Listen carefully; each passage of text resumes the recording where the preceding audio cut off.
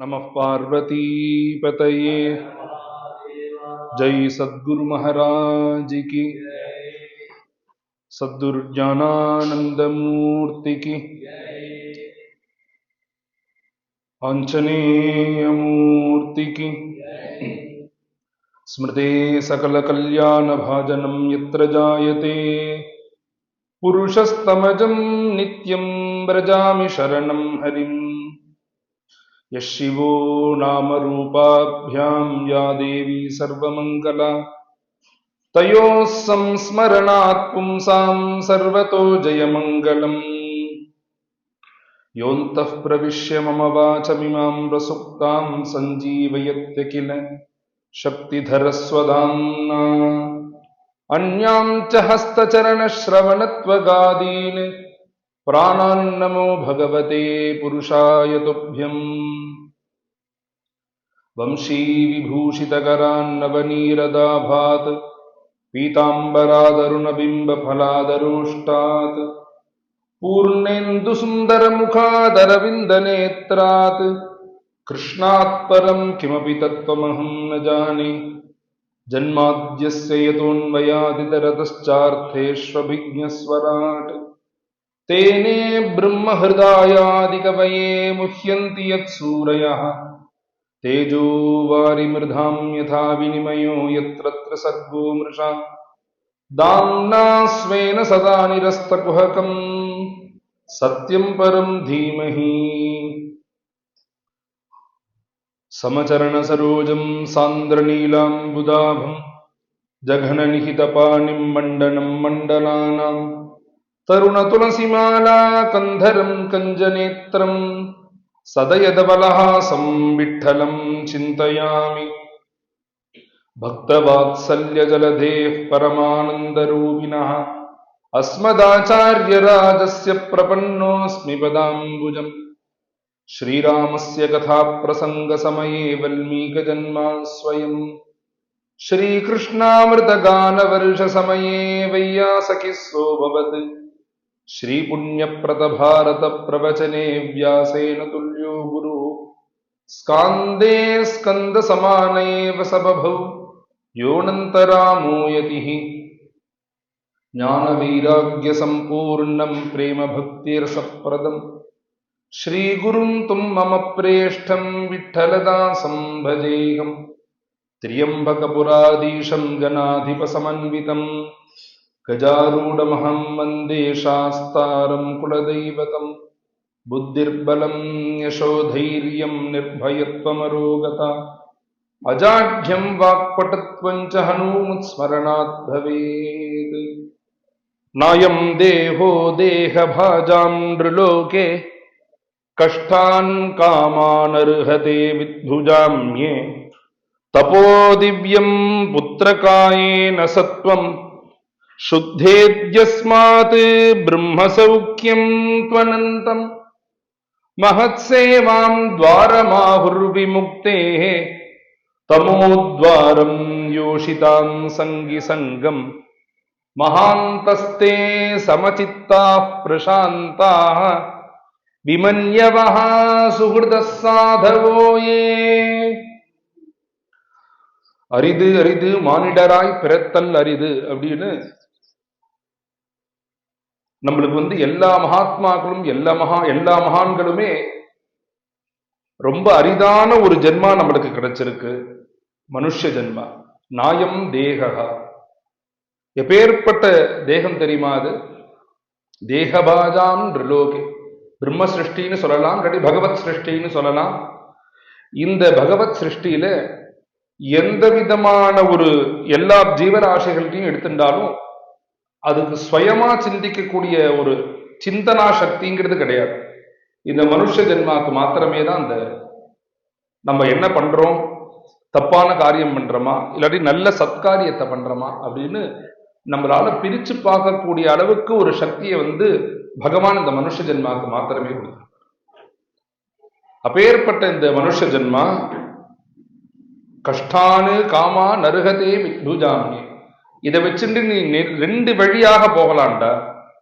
இடது பக்கம் திரும்பினா சௌக்கியம் ஆனந்தம், பகவானுடைய சரணாரவிந்தம், பகவானுடைய சாயுஜ்யம். இது வலது பக்கம் திரும்பினா இது நல்ல மார்க்கத்துல போறது. இடது பக்கம் திரும்பிட்டேன்னா கஷ்டானு காமா நருகதே வித்புஜாமி, கஷ்டங்கள், பாபம் சம்பவிக்கும், பாபத்தினால கஷ்டம் ஏற்படும். கடைசியாக ஜீவன் போனதுக்கு அப்புறம் நரக்கத்துக்கு போவேன், அங்கேயும் போய் கஷ்டத்தை அனுபவிப்பேன். இது ரெண்டுத்துக்கும் நீ அருகதனாக இருக்க இந்த மனுஷ ஜென்மா மாத்திரமே. உன்னுடைய தாட் ப்ராசஸ், இங்கிலீஷ்ல சொல்லணும்னா கரெக்டா சொல்லணும்னா தாட் ப்ராசஸ் தான். அதை நம்ம சரிவர நம்ம யூஸ் பண்ணிட்டோம், சரிவர நம்ம பிரயோஜனப்படுத்திட்டோம்னா இந்த ஜென்மாலேயே மகான்களுடைய ஆசிரியிச்சு பகவானையும் சாயுஜ்யத்தையும் அடைய முடியும். துஷ்சங்கத்துக்கு போய் நரக்கத்துக்கும் போக முடியும். இப்படி மகான்களுடைய சங்கத்துக்கு போயிட்டா என்ன, மகான்கள் என்ன சொல்லி கொடுப்பாங்க, நம்மளுக்கு என்ன சொல்லி தருவார் அப்படின்னு ரிஷபதேவர் சொல்ற. மகாந்தஸ்தே சமசித்தா பிரசாந்தாக, அவர்கள் இவர்கள் வேண்டியவர்கள் இவர் வேண்டாதவர்கள்ங்கிற ஒரு வேத பாவமே இல்லாதவர்கள் தான் மகான்கள். மனுஷ ஜென்மா கிடைச்செடுத்து மனுஷ ஜென்மாலையும் இதே ஸ்லோகத்தை தான் ஆதிசங்கர பகவத் பாதார் சொல்றார். துர்லபம் திரயமே வைதது தெய்வானுகிரக ஹேதுகம் மனுஷ்யத்துவம் முமுட்சுத்துவம் மகாபுருஷ சம்ஸ்ரயாக. ஒரு 3 விஷயம் ரொம்ப துர்லபமான விஷயம்பா. துர்லபம் திரயமே வைதது தெய்வானுகிரக ஹேதுகம், பகவானுடைய அனுகிரகம் இருந்தா மாத்திரமே கிடைக்கும். என்ன 3 விஷயம்னா மனுஷ்யத்துவம். இன்னைக்கு மனுஷனாக நம்ம பிறந்திருக்கோம், அடுத்த ஜென்மா மனுஷனாக நம்ம பிறப்போமா அப்படின்னு உறுதியாக நம்மளால சொல்ல முடியுமானா சொல்ல முடியும். அது நம்ம கையிலேயே கிடையாது. பிறப்பும் இறப்பும் நம்மளுடைய கைகள்ல கிடையாது. அப்பேற்பட்ட மனுஷ ஜென்மா மனுஷத்துவம். மனுஷ ஜென்மா கிடைச்சா மாத்திரம் வருமா? அமெரிக்காலேயோ ஜப்பான்லயோ பிறந்தா இதுமாதிரி ஒரு சத்சங்கம் தெரியுமா, பாகவதம் தெரியுமா, ராமாயணம் தெரியுமா, இல்லாட்டி பக்தின்னா என்னன்னு முதல்ல புரியுமா? இது பக்தின்னு என்ன எப்படி தெரிஞ்சுக்கிறோம்னா முமுட்சுத்துவம். பாபகர்மாவை பண்ணக்கூடாது, பகவானுக்கு கைங்கரியம் பண்ணணும். பக்தியானது சித்திக்காம இருந்தாலும் பரவாயில்ல, அதனுடைய ரூபமாவது தெரியணும். முமுட்சுத்துவம். உனக்கு நல்ல ஜென்மா கிடைச்சிருக்கு, அத முமுட்சுத்துவமும் கிடைச்சிருக்குன்னா இது மாத்திரம் போராது. இதை நீ சரிவர பிரயோஜனமா நீ அடைஞ்சுக்கணும்னா, பிரயோஜனம் அடையணும்னா என்ன பண்ணணும் தெரியுமா? முமுட்சுத்துவம் மகாபுருஷ சம்ஸ்ரயா. மகான்களுடைய சரணாரவிந்தத்துல போய் நீ உன்னுடைய சிரசை போய் கொண்டு முட்டணும். அவர்களுடைய சங்கத்துக்கு போனா மாத்திரமே தான் நீ எதற்காக பிறந்திருக்க, இந்த பிறப்புல நீ எதை அடைய முடியும் அப்படிங்கிறத மகான்கள் மாத்திரமே உனக்கு சொல்லிக் கொடுப்பார். மகத் சேவாம் துவாரமாகுரு விமுக்தேஹே. அப்படி மகான்களுக்கு கைங்கரியம் பண்ணிட்டா மகான்கள் என்ன பண்ணுவான்னா தமோத்வாரம் யோஷிதாம் சங்கி சங்கம். நம்ம சத்சங்கத்துக்கு போகணும்னா தான் தேடி போகணும். துசங்கத்துக்கு போறதுங்கிறது தேடி போகவே வேண்டாம். நம்ம எங்க இருக்கோமோ அது தானாக நம்மளுக்கு சேரும். இப்படி துசங்கம்னா நம்மளை பாதிக்காம இருக்கணும்படி மகான்கள் என்ன பண்ணுவான்னா நம்மளை உட்கார வச்சு, பகவான் எப்பேற்பட்ட கருணாமூர்த்தி தெரியுமா? 6 வயசு குழந்தைக்கு 5வது மாசம் ஹிருதயத்துல தெரிஞ்சாண்டா. நீ எந்த பிறப்புங்கிறத பார்க்கவே மாட்டான். நீ அசுர யோனியில பிறந்திருந்தாலும் உனக்காக ஒரு அவதாரம் பண்ணுவான். பிரகலாதனுக்காக அவதாரம் பண்ணான். ஒரு ஸ்திரீயா புருஷனாங்கிற ஒரு பேதமே இல்லாம பக்தி பண்ணிட்டேன்னா உன்னை தேடி பகவான் வருவான்னு கொஞ்சம் கொஞ்சமா நம்மளுக்கு சத்சங்கத்தை பத்தி எடுத்து சொல்லி, மகான்கள் பகவானை பத்தி எடுத்து சொல்லி, யாரெல்லாம் பகவான் அடைஞ்சிருக்கா அப்படிங்கிற பக்தியை கொஞ்சம் கொஞ்சமா ஊட்ட ஆரம்பிப்பாங்க. இப்படி மகான்கள் சொல்ல சொல்ல சொல்ல என்ன ஆகும்னா பக்தியானது எப்படி இருக்கும் அப்படிங்கிறது நம்மளுக்கு அப்பதான் கொஞ்சம் கொஞ்சமா புரியும். அதுலயும் எல்லா மகாத்மாக்களுமே சுலபமான வழியை மாத்திரம்தான் நம்மளுக்கு சொல்லுவார். கஷ்டமான மார்க்கத்தை முழுக்க அவர்கள் அனலைஸ் பண்ணி இந்த மார்க்கத்துல போனா தப்பான வழியில போயிடுவோம், ரொம்ப நேரம் ஆகும், ரொம்ப காலங்கள் ஆகும் பகவானுடைய அனுகிரகத்தை படுறதுக்கு. எது சுலபமா இருக்கும்னு அவர்கள் ஆலோட்ய சர்வசாஸ்திராணி விசாரியஜ புனః எல்லா சாஸ்திரங்களையும் எடுத்து விசாரம் பண்ணி அதுலேருந்து ரொம்ப எசன்ஸா ஒரு விஷயத்தை எடுத்து சொல்லுவார். இதமேகம் சுனிஷ்பன்னம் தேயோ நாராயண சதா, பகவானை எப்பொழுதும் தியானம் பண்ணிட்டே இரு அப்படிங்கிறத ரொம்ப எசன்ஸான ஒரு விஷயம் தானே. ஆரோக்கிய சர்வ சாஸ்திரன், எல்லா சாஸ்திரத்தையும் எடுத்து விசாரம் பண்ணி அந்த விசாரத்திலிருந்து ஏற்பட்ட ஒரே ஒரு விஷயம் மார்க்கம் என்னன்னா பகவான பக்தி பண்ணி அடையும். எல்லா மகாத்மாக்களுமே பக்தி பண்ணு பக்தி பண்ணுங்கிறாரு. இந்த பக்திங்கிறது என்ன ரூபத்துல இருக்கும், பக்திங்கிறதுக்கு என்ன டெஃபினேஷன், பக்தியினுடைய விளக்கம் சொல்லணும்னா எல்லா மகாத்மாக்களுமே அதனுடைய சாயையை மாத்திரமே சொல்லுவானே தவிர இந்த பக்தி இப்படிதான் இருக்கும்னு எந்த மகாத்மாக்களுமே அவர்களுடைய வாக்குனால சொன்னதே கிடையாது. அப்படி ஒரு பெரிய மகாத்மா, ஒரு ஆச்சாரிய புருஷர் ஆதிசங்கர பகவத் பாதாச்சாரியால் சிவானந்த ரகலிங்கிற கிரந்தத்துல ஒரு ஸ்லோகம் பக்தி லட்சணத்தை சொல்ற.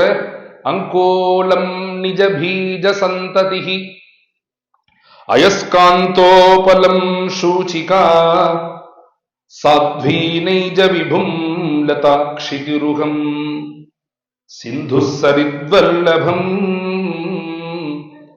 பிராப்னோதீஹ யதா ததா பசுபதே பாதாரவிந்தத்வயம் சேதோ விருத்திஹி உபேத்ய திஷ்டதி சதா சா பக்திஹி இத்யுச்சதே.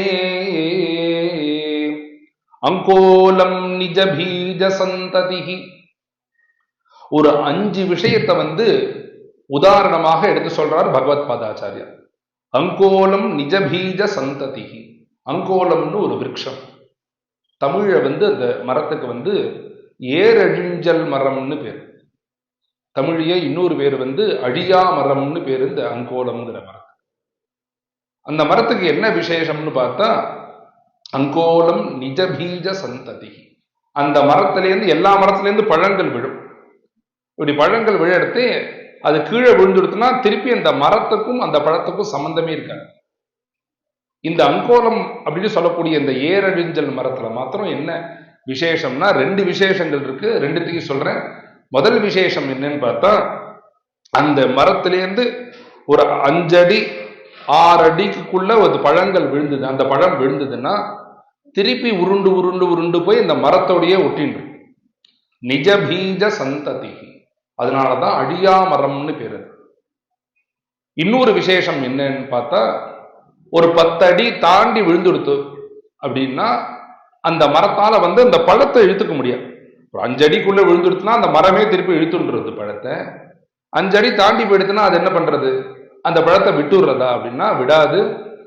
அந்த பூமியில விழுந்ததே அந்த பழம், அது பூமியை பொழந்துட்டு போய் அதுக்குள்ள ஒரு பீஜம் இருக்குமே, அதுக்குள்ள இருக்கக்கூடிய பீஜமானது அந்த பெரிய மரத்து எந்த எந்த இடத்துல மரம் இருக்கோ அதனுடைய வேரோட தன்னோட வேரை கொண்டு சேர்த்துண்டு ஒரு 10 அடிக்கு ஒரு கேப் இருக்கணும் இந்த பழம் விழுந்ததுக்கும் அந்த மரத்துக்கும். இந்த புதுசாக விழுந்த பழம் அந்த அளவுக்கு தன்னுடைய உடம்பை பெருசு பண்ணிட்டு அந்த மரத்தோட ஒன்றாக சேர்ந்துடும். கிட்டக்க விழுந்தா தானா சேர்த்துன்றது. 10 அடி தாண்டி விழுந்துடுத்துன்னா அந்த சின்ன விழுந்த பழமே மரத்தோடய சேர்ந்துடுறது. நிஜ பீஜ சந்ததிஹி. அதனாலதான் அழியா மரம்னு பேரு இந்த அங்கோல மரத்துக்கு. இத முதல் உதாரணமாக சொல்ற. நான் உன்கிட்டே தான் இருப்பேன். நான் தள்ளி போனா கூட நீ என்னை இழுத்துன்றிருப்ப. அந்த மரம் எப்படி இந்த பழத்தை இழுத்துன்றதோ அது மாதிரி என்னுடைய பக்தி, என்னுடைய மனசை நீ இழுத்துக்கணும். அங்கோலம் நிஜ பீஜ சந்ததிஹி இப்படி சொன்னது கூட அவருக்கு போறல. ஏன்னா அந்த பழம் கீழே விழுறது, திருப்பி 10 அடி தாண்டி விழுந்துடுத்துனா திருப்பி அதுவே பூமியில போறது, அந்த அந்த ஒரு ப்ராசஸ் நடக்கிறது. இந்த மரத்தோடைய அந்த பழம் சேர்றதுக்கு கொஞ்ச நாள் ஆகும். இப்படி இருக்கிறதே இந்த ஒரு நம்ம 2 பேருக்கு இந்த அளவுக்கு கூட ஒரு கேப் இருக்கக்கூடாது. இந்த அளவுக்கு கூட நம்மளுக்கு ஒரு ஒரு இத்தனை தள்ளி நீ இருக்கக்கூடாதுப்பா. அதனால அயஸ்காந்தோ பலம் சூச்சிகா. அவர் என்ன பண்ற, அந்த அளவுக்கு கூட உன்னை பிரிஞ்சு நான் இருக்கக்கூடாது.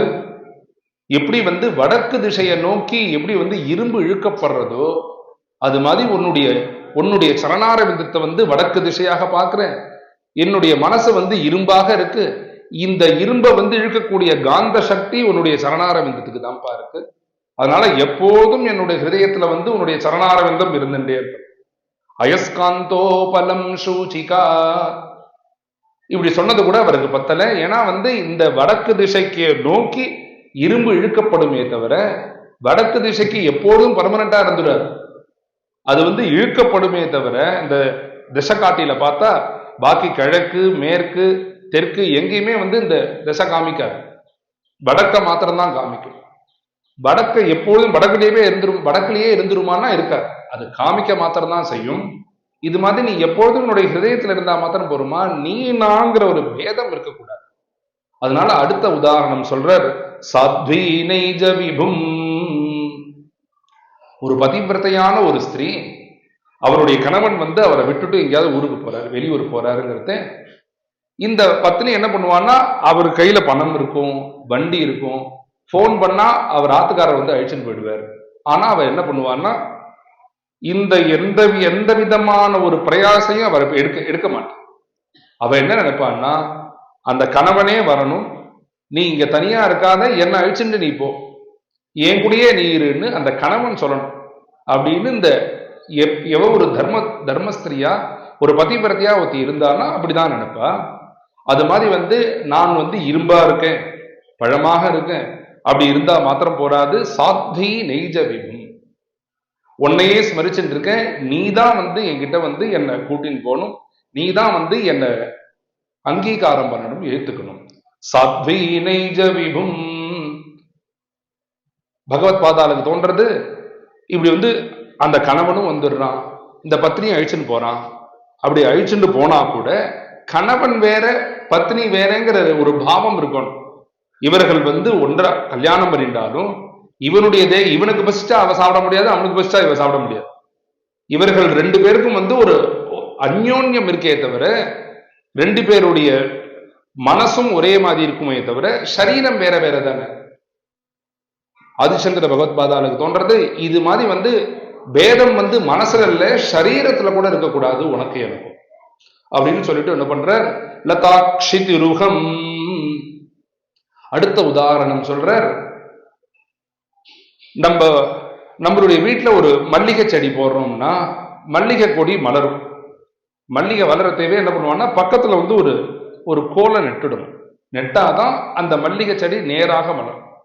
இல்லாட்டி நாம கீழே முழுக்க படர்ந்து போயிடும், அது பிரயோஜனப்படாம போயிடும். மல்லிகை செடி பக்கத்துல ஒரு கோலை நெட்டுட்டா அந்த கோல்ல சுத்திக்கும் கொடிகள் நம்ம பெரிக்கிறதுக்கும் சௌரியமா இருக்கும், பார்க்கறதுக்கும் அழகா இருக்கும். இது நம்மளுடைய வீட்டுல. காட்டுலலாம் இருக்கிறதே என்ன ஆகும்னா செடிகள் மலரும். இப்படி செடி முளைக்கிறதே என்ன ஆகும்னா கொடி முளைக்கும். இந்த கொடி என்ன ஆகும்னா பக்கத்துல இருக்கக்கூடிய மரத்துல சுத்திக்க ஆரம்பிக்கும்.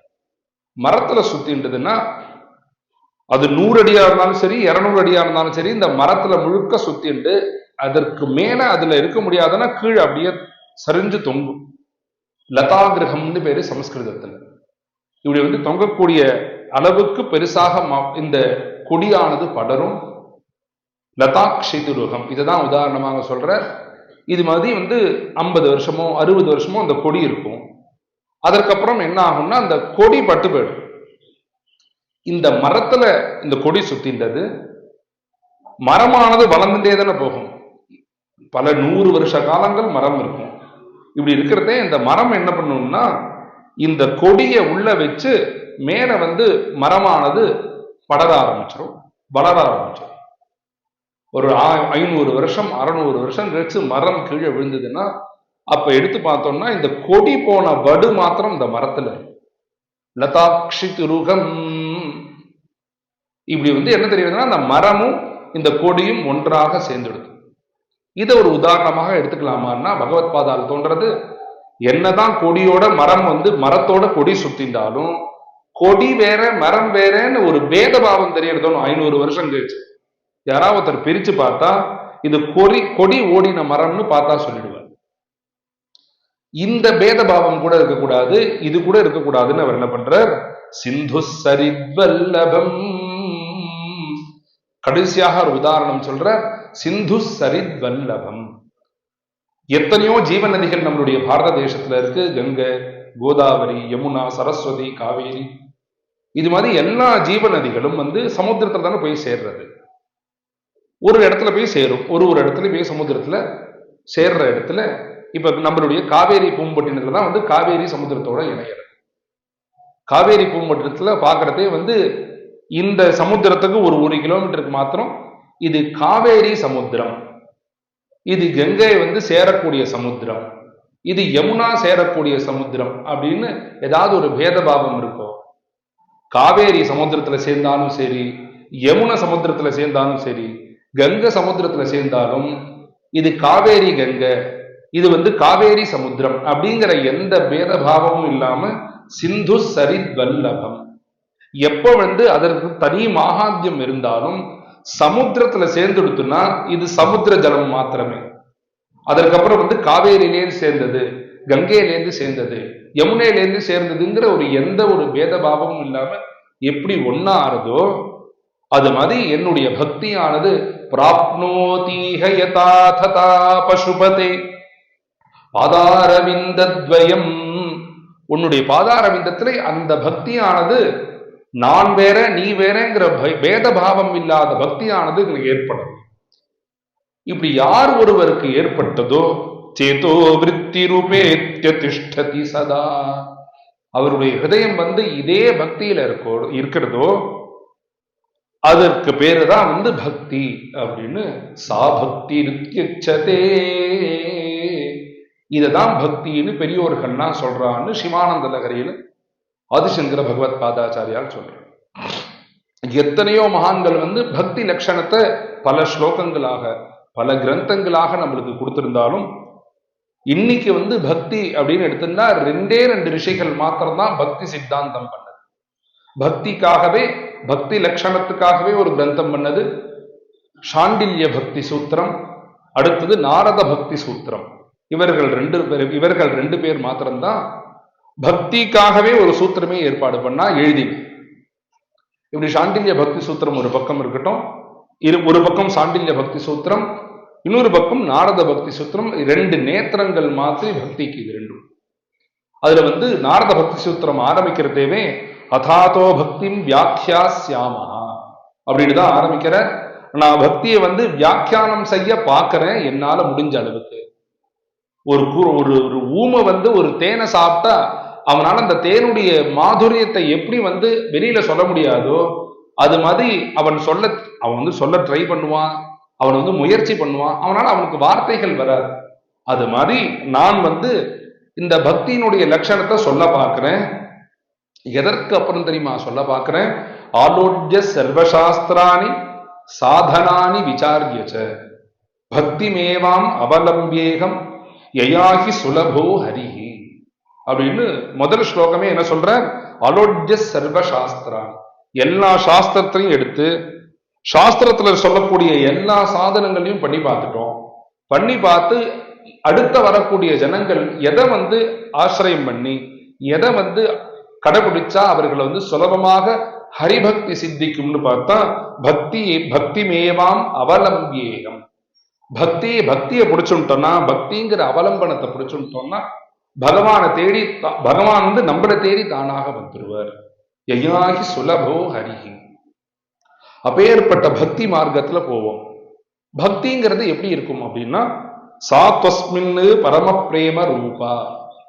பக்திக்கு வந்து ஒரே ஒரு ரூபம் மாத்திரமே, அந்த ரூபமும் எப்படி இருக்கும்னா பரம பிரேம ஸ்வரூபம் தான் பக்திங்கிறது. பரம பிரேம ரூபாசா பக்திஹி அவ்யபிசாரிணி அப்படின்னு முதல் 2வது ஸ்லோகத்திலேயே சொல்ற. பிரேமஸ்வரூபம் தான் பக்திங்கிறது. அதனால இந்த பக்தி சித்திக்கணும். பக்தி வந்து பிரேமஸ்வரூபம்னு சொல்லிட்டார். பக்தி வந்து பகவானே நம்ம கிட்ட கொண்டு வந்துரும்னு சொல்றார். அப்படி இருக்கிறதே இந்த பக்திக்கு என்ன ரூபம் அப்படின்னு நாரத பக்தி சூத்திரத்துல நாரதர் சொல்ற.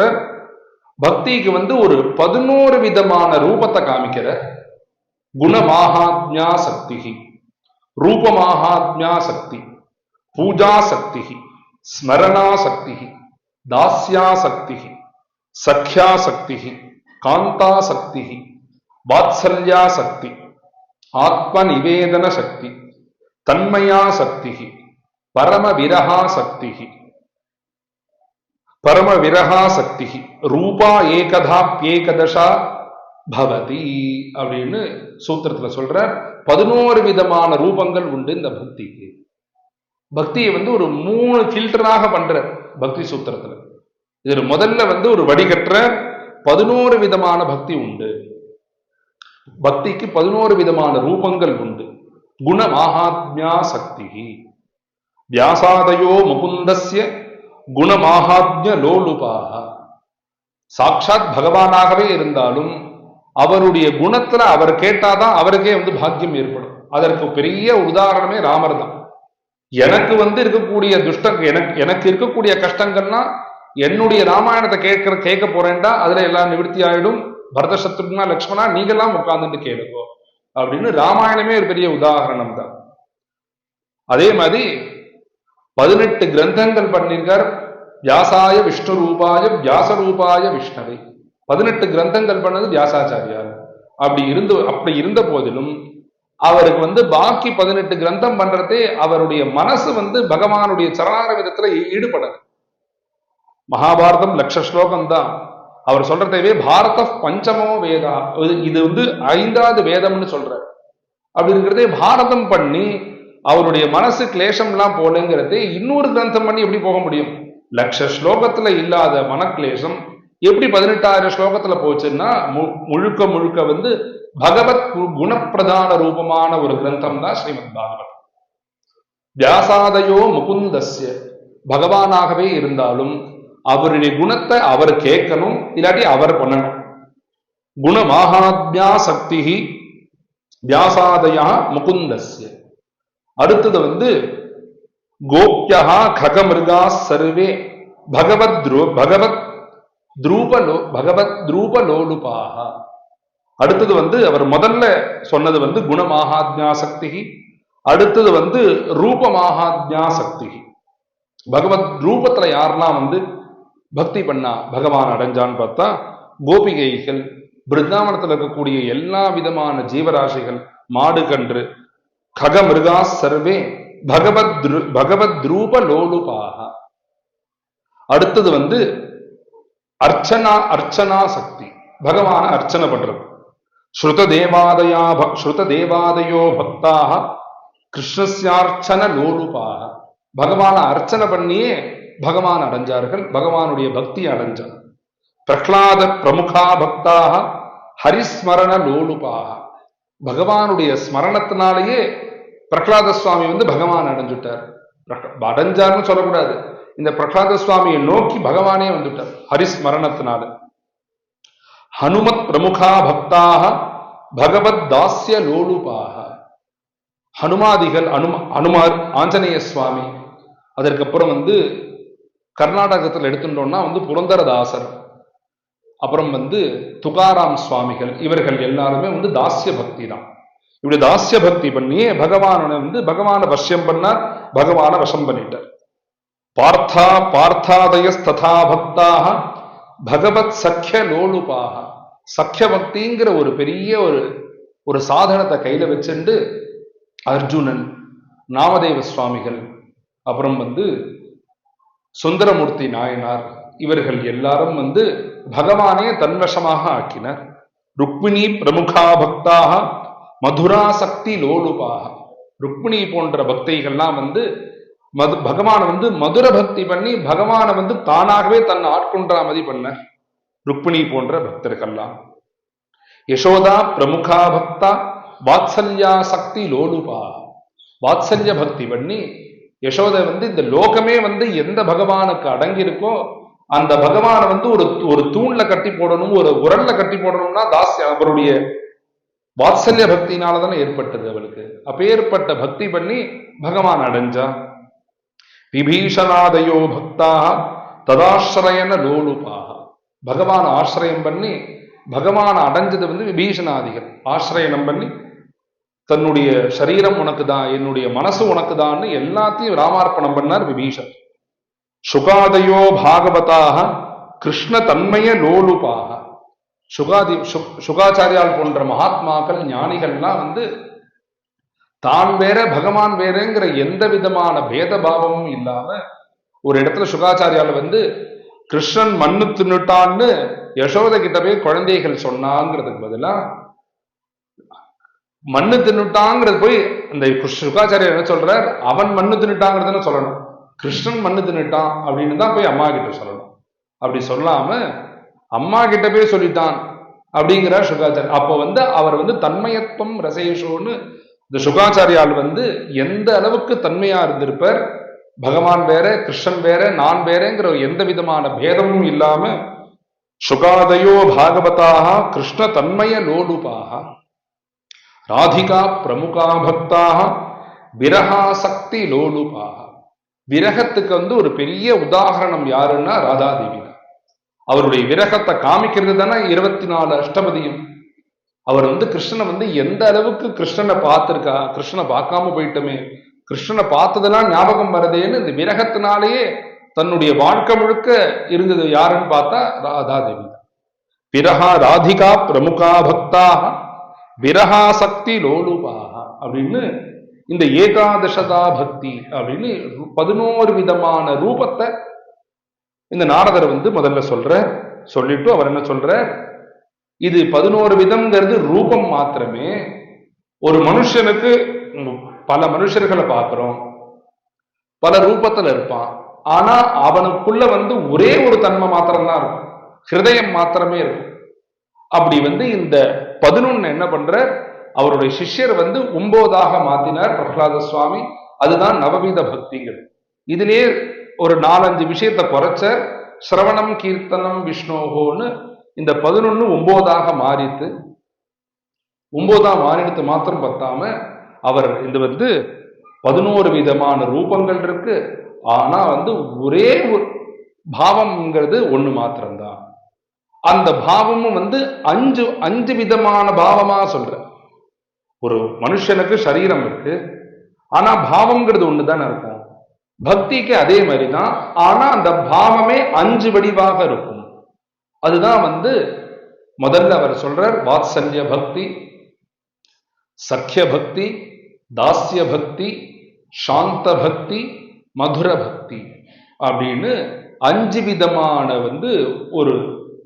ஒரு மனுஷனுக்கு எப்படி மனசு இருக்கோ அது மாதிரி பக்தியினுடைய ஹிருதயம்ங்கிறது இது 5 தான் சொல்லிட்டு நாரதர் சொல்ற, வாத்சல்ய பக்தியோ, சக்கிய பக்தியோ, தாஸ்ய பக்தியோ, சாந்த பக்தியோ பகவான நீ பண்ண முடியும்.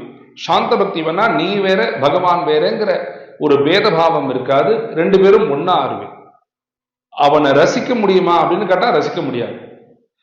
ஃப்ரிட்ஜில் உள்ள ஆப்பிள் மாதிரி எப்போதும் ஃப்ரெஷ்ஷாகவே இருக்கலாம்.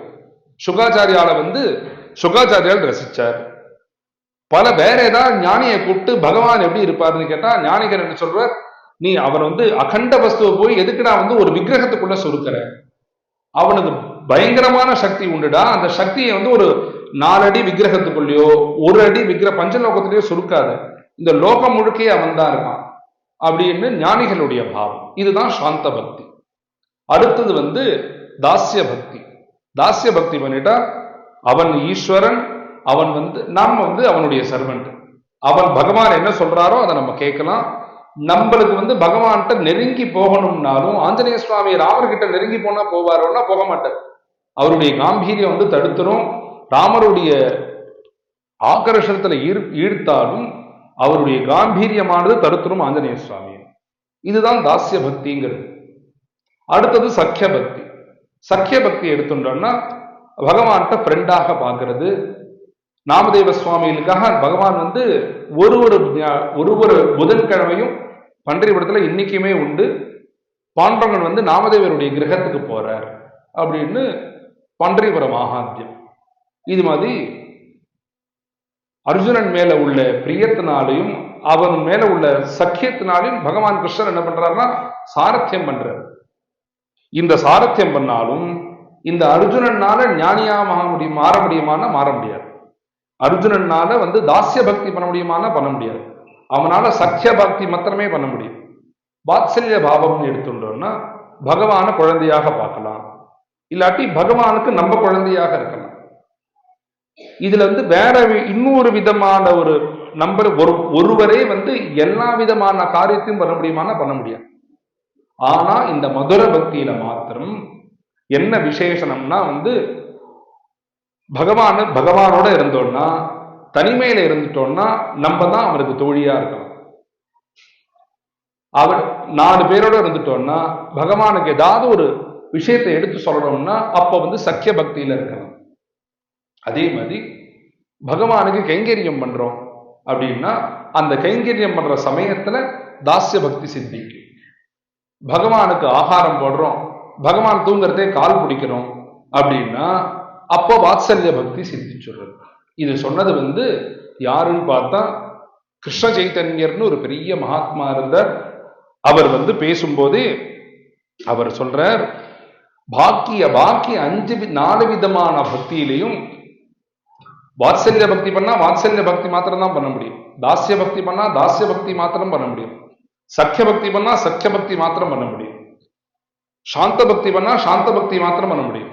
ஆனா இந்த மதுர பக்தி பண்ணிட்டா பாக்கி 4 விதமான ஒரு 4 பக்தர்களும் என்ன பகவான்கிட்ட பண்ணுவாலும் இந்த மதுர பக்தி பண்றவர்களும் அதை பண்ணிடலாம் அப்படின்னு ஒரு சித்தாந்தமாக கிருஷ்ண சைத்தன்ய மகாபிரபு ராமானந்த ராய் அப்படின்னு ஒரு பெரிய மகாத்மா, ஒரு ராஜாவாக இருந்த கிருஷ்ண பக்தன், அவனுக்கு உபதேசம் பண்றதே மகாபிரபு இந்த பாவத்தை சொல்ற.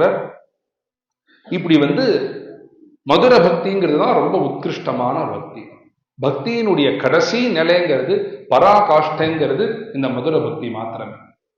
இந்த மதுர பக்தி, வாத்சல்ய பக்தி, சாந்த பக்தி, இதை பத்தி தான் கடந்த ஒரு 5 நாட்களாக ஒருவரும் அவர்களுடைய பக்தியை பிரவச்சனமாக, அவர்களுடைய சித்தாந்தமாக இங்க பிரவச்சனம் பண்ணா. நம்மளுக்கு ஒரு பெரிய பாக்கியம். இந்த கடைசி மதுர பக்தி தான் கடைசியான பக்தி. அதை கடைசி நாளில் சொல்லக்கூடிய ஒரு பெரிய பாக்கியம் எனக்கு. அதற்கும் மேல இந்த மதுர பக்தியில என்ன ஒரு விசேஷனம் அப்படின்னு பார்த்தா, இந்த மதுர பக்திக்கு மகான்களை பத்தி, ஞானிகளை பத்தி சொல்றது ஸ்திரீ பும்பிதா நதுசுதஸ்ய விவிக்த திருஷ்டே. மகான்களுக்கும் ஞானிகளுக்கும் எதிர்த்தா மாதிரி இருக்கிறவன் ஒரு ஸ்திரீயா புருஷனாங்கிற பேதமே தெரியாது. அதே போன்றதான் இந்த மதுர பக்திக்கும். பக்தி பண்றவர்கள் ஒரு ஸ்திரீயா இருக்கணும், மதுர பக்தினா ஸ்திரீ தான் பண்ணணும் அப்படிங்கிற அவசியமே கிடையாது. இந்த மதுர பக்தியை ஒரு புருஷர்கள் கூட பண்ண முடியும். அப்படி யார் பண்ணியிருக்கான்னு பார்த்தா, மதுரையில ஒரு பெரிய ஒரு மகாத்மா பிறந்தார். அந்த மகாத்மா கிட்டத்தட்ட ஒரு 174 வருஷங்களுக்கு முன்னாடி பிறந்தார். ராமபத்ரன்னு பேர் அவர். அந்த ராமபத்ரன்கிறவர் சின்ன வயசுலயே மதுரையில பிறந்ததுனால திருப்பரங்குன்றத்துல ரொம்ப அந்த முருகன்ட்ட ரொம்ப ஈடுபாடு அந்த ராமபத்ரன்கிற ஒரு பையனுக்கு. அவர் என்ன பண்றாருன்னா, நித்தியபடி முருகனை தரிசனம் பண்ண போவார். தரிசனம் பண்ணி போனா, தரிசனத்துக்கு போனா அந்த முருகன்ட்ட ஏதோ ஒரு ஈர்ப்பு, முருக பக்தி பண்ணணும்னு தோணித்து முருகனை தீவிரமாக உபாசனை பண்ற, முருகனுடைய மந்திரத்தெல்லாம் ஜபம் பண்ணி சித்தி பண்ணி அவர் என்ன பண்ணிட்டாருன்னா, முருகன் வந்தாதான் நான் ஏந்திருப்பேன் அப்படிங்கிற ராமபத்ரன்கிற பையன் என்ன பண்ணிட்டார், திருப்பரங்குன்றத்திலேயே உட்கார்ந்துட்டார். முருகன் வராம நான் எழுந்திருக்க மாட்டேன், முருகன் வந்ததுக்கு அப்புறம் தான் ஆகாரம், அதுக்கப்புறம் தான் பேசுவேன், எல்லார்ட்டையுமே அதுக்கப்புறம் தான் பேசுவேன் அப்படின்னு இந்த ராமபத்ரன் சொன்ன உடனே பகவானும் உடனே அனுகிரகம் பண்ணிட மாட்டாரோன்னு, இவனுடைய தீவிரத்தை எப்படி இருக்குன்னு பார்க்கறதுக்காக 1 மாசம் ஆச்சு, 2 மாசம் ஆச்சு, 6 மாசம் ஆச்சு, 6 வருஷ காலங்கள் முருகனுடைய மந்திரத்தை ஜபம் பண்ணிட்டே உட்கார்ந்துட்டு இருக்கார். அன்ன ஆகாரம் எதுவுமே கிடையாது. 174 வருஷத்துக்கு முன்னாடி சொல்றாங்க. இப்படி இருக்கிறதே முருகன் என்ன பண்றாருன்னா, சாட்சாத்காரம் ஆற அந்த ராமபத்ரனுக்கு சாட்சாத்காரமாகி முருகன் சொல்ற, உன்னுடைய பக்தின்னா நான் சுப்ரசன்னா ஆனேன், உனக்கு என்ன வேணும் அப்படின்னு கேட்கறதே, எனக்கு என்ன வேணும்னு எனக்கு தெரியவே இல்லையே, நான் என்ன பண்ணணுங்கிறத நீங்க தான் எங்களுக்கு உபதேசம் பண்ணணும், இதுக்கப்புறம் என்னுடைய வாழ்க்கை என்னவா இருக்கணும் அப்படின்னு சொல்றதேவே முருகன் என்ன சொல்ற, நீ என்னுடைய பக்தி பண்ண, என்னுடைய பக்தனுங்கிறத நான் ரொம்ப சந்தோஷப்படுறேன், பெருமைப்படுறேன். அதே சமயம் உனக்கு வேற விதமான பக்தி காத்துட்டு இருக்கு, அந்த பக்தியை நீ பண்ணு அப்படின்னு சொல்லிட்டு, நீ பகவான நீ பக்தி பண்ணு, கிருஷ்ணனை பக்தி பண்ணு, கிருஷ்ணனை பக்தி பண்ணா, கிருஷ்ணனை பக்தி பண்றதுக்காக தான் நீ பிறந்திருக்க அப்படின்னு முருகனே கிருஷ்ண மந்திரத்தை உபதேசம் பண்ணி, நீ கிருஷ்ணனை உபாசனை பண்ணு, இந்த மந்திரத்தை ஜெபம் பண்ணிட்டே இரு. அதுக்கும் மேல இந்த பக்தி லட்சணத்தை முழுக்க சொல்லி நீ மதுர பக்தி பண்ணு அப்படின்னு அவருக்கு இந்த பக்தி தான் பண்ணணும்.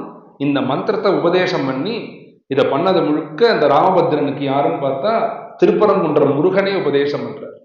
உபதேசம் பண்ணி அந்த ராமபத்ரனுக்கு ஒரு தீக்ஷா நாமமும் வைக்கிற அந்த ராமபத்ரன் தான் நடன கோபால நாயகி அப்படின்னு சொல்லக்கூடிய ஒரு பெரிய மகாத்மா. சௌராஷ்டிரத்துல ஆழ்வார்னு சொல்லக்கூடிய ஒரு பெரிய ஒரு பாகவதோத்தம்.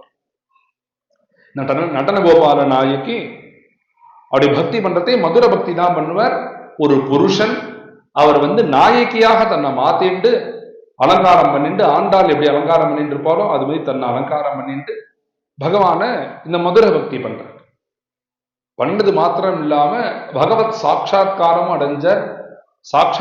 அடைஞ்சது மாத்திரம் இல்லாம அவர் மதுர பக்தி பண்ணதுக்கு அப்புறமா தான் தெரிஞ்சது இது மாதிரி மதுர பக்தி ஒரு புருஷர்களும் பண்ணுவா அப்படின்னு. ஒருத்தரை பார்த்து தானே அவர் இது மாதிரி நம்மளும் வரணும்னு தோணும். முருகர் உபதேசம் பண்ணாலும் அவர் என்ன பண்றாருன்னா இது மாதிரி வேற யாரும் மதுர பக்தி பண்ணியிருக்கான்னு பாக்குறதே தான் நம்ம தஞ்சாவூர் ஜில்லால ஊத்துக்காடு வெங்கட கவி அப்படின்னு ஒரு பெரிய மகாத்மா இருந்தார். அவர் எப்பொழுதும் அவர் பிறந்தது ஊத்துக்காடு. ஆனா எப்பொழுதும் அவர் இருந்தது எங்கன்னு பார்த்தோம்னா மன்னார்குடியில தான். அங்க மன்னார்குடியில இருக்கிறதே அங்க இந்த ஹரித்ரா நதியில உட்கார்ந்துருப்பார். உட்கார்ந்துட்டு அவர் இந்த ஹரித்ரா நதியை பார்த்துன்னு அழுதுண்டே பாடுவார். பல கீர்த்தனைகள் பாடியிருக்கார். இப்படி பாடுறதே பல கீர்த்தனைகள் பாடியிருக்கார். அதுல ரொம்ப ரசமாக ஒரு கீர்த்தனை பாடியிருக்கார்.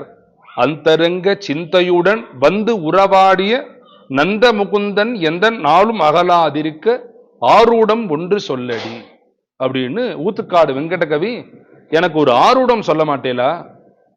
என்ன ஆரூடம் தெரியுமா? என்னை விட்டுட்டு போயிட்டான் கிருஷ்ணன். என்ன என் மேல என்ன கோபம்னு கூட தெரியலப்பா அவனுக்கு.